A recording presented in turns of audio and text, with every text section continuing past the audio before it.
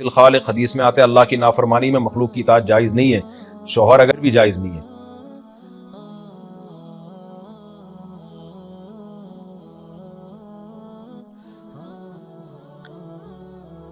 عورت کا جلدی بال بڑھانے کے لیے بال کٹوانا، کیا عورت اس نیت سے اپنے بال کاٹ سکتی ہے کہ جلدی بڑھیں؟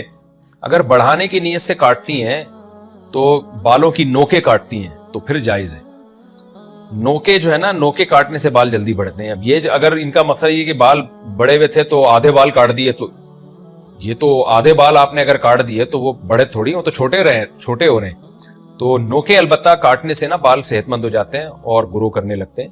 تو اگر کوئی خاتون بالوں کی نوکیں کاٹتی ہے اس نیت سے کہ بال لمبے ہو جائیں تو صرف جائز ہی نہیں بلکہ ثواب ہے، کیونکہ عورت کے لیے لمبے بال رکھنا یہ افضل ہے، بہتر ہے۔ کیا عورت آرٹیفیشل انگوٹھی نہیں پہن سکتی؟ ہم نے سنا ہے کہ خواتین مصنوعی زیورات کے علاوہ مصنوعی انگوٹھی نہیں پہن سکتی، کیا یہ درست ہے؟ جائز ہے، پہن سکتی ہیں، بہتر تو یہی ہے کہ سونے یا چاندی ہی کی پہنیں۔ خواتین کا سونے کی پائل پہننے کا حکم، کیا خواتین پیروں میں سونے کی پائل پہن سکتی ہیں؟ جی بالکل پہن سکتی ہیں، لیکن قرآن میں سورہ نور میں حکم ہے کہ لا یضربن بارجلہن لیخفین لا یضربن بارجلہن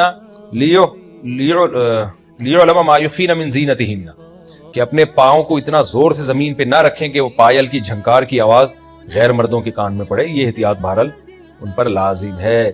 شوہر کی خواہش پر نقاب یا عبایا چھوڑنا، شوہر کی خوشی کے لیے عبایا اور نقاب چھوڑنے سے عورت کو گناہ ہوگا؟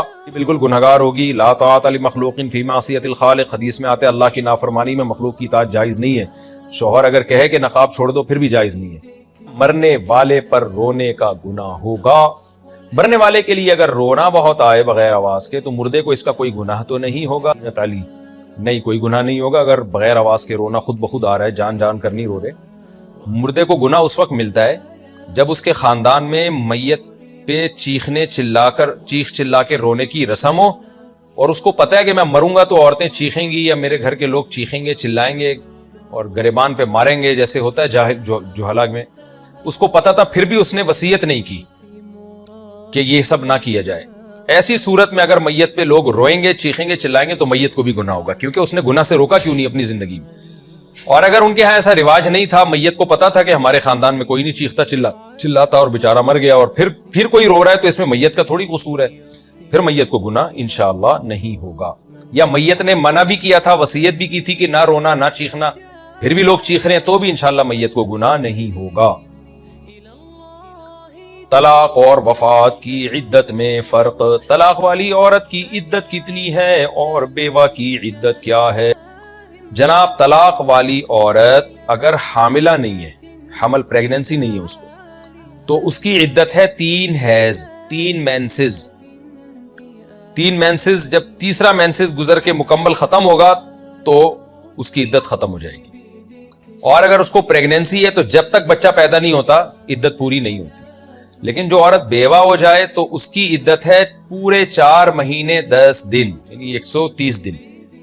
لیکن اگر اس کو بھی پریگننسی ہے تو جب تک بچہ پیدا نہیں ہوتا اس کی عدت ختم نہیں ہوگی، یہاں تک کہ اگر شوہر کا انتقال ہوا اور ابھی اس کو نہلانے کے لیے تختے پہ لٹایا ہے اور عورت کے بچے کی ولادت ہو گئی تو جیسے ہی ولادت ہوئی ہے عدت ختم، یعنی شوہر کے مرنے کے 1 منٹ بعد بھی بچہ پیدا ہو گیا نا تو 1 منٹ بعد ہی عدت ختم ہو جائے گی۔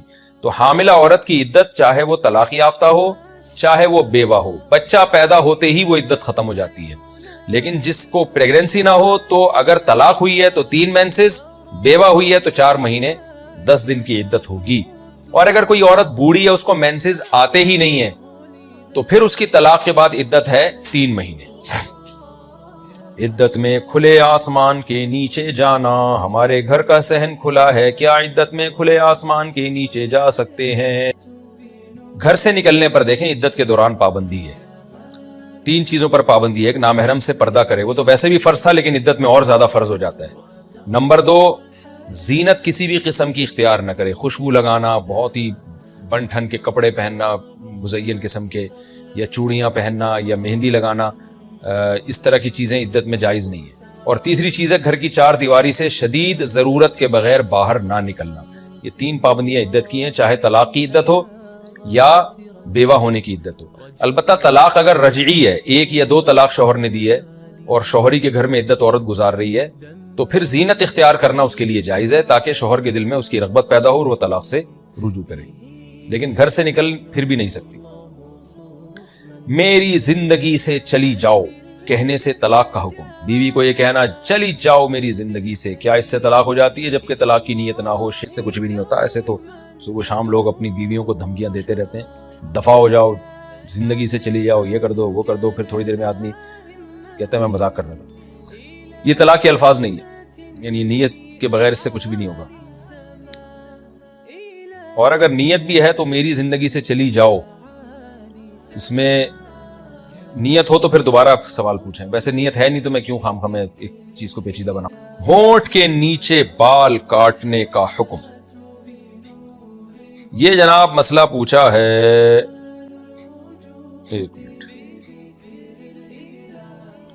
ہونٹ کے نیچے جو داڑھی کے بال ہیں، کیا مرد کے لیے اسے کاٹنا یا تھریڈنگ کروانا جائز ہے؟ نہیں، جائز نہیں ہے۔ یہ جو ہونٹ کے نیچے بال ہوتے ہیں یہ داڑھی کا حصہ ہوتے ہیں، اور ان کو کاٹنے سے داڑھی بری بھی لگ رہی ہوتی ہے، عجیب سا لگ رہا ہوتا ہے آدمی کا منہ۔ جو اللہ نے جس طرح سے بال جس کو دیے ہیں اس کے چہرے کے حساب سے اس پہ سوٹ کرتے ہیں۔ تو یہ ہونٹ کے نیچے جو بال ہوتے ہیں داڑھی کا ہے، یہ کاٹنا جائز نہیں۔ البتہ کوئی بال اس میں منہ میں آ رہا ہو، بار بار گھس رہا ہو، تو اس کو کاٹ سکتے ہیں۔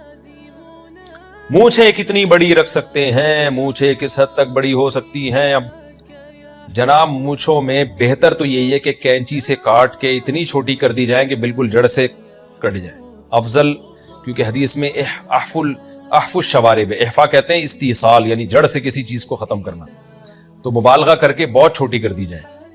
لیکن اگر کوئی رکھنا چاہتا ہے تو رکھنا بھی جائز ہے، لیکن اتنا ضروری ہے کہ اوپر والے ہونٹ کا کنارہ کھلا رہے۔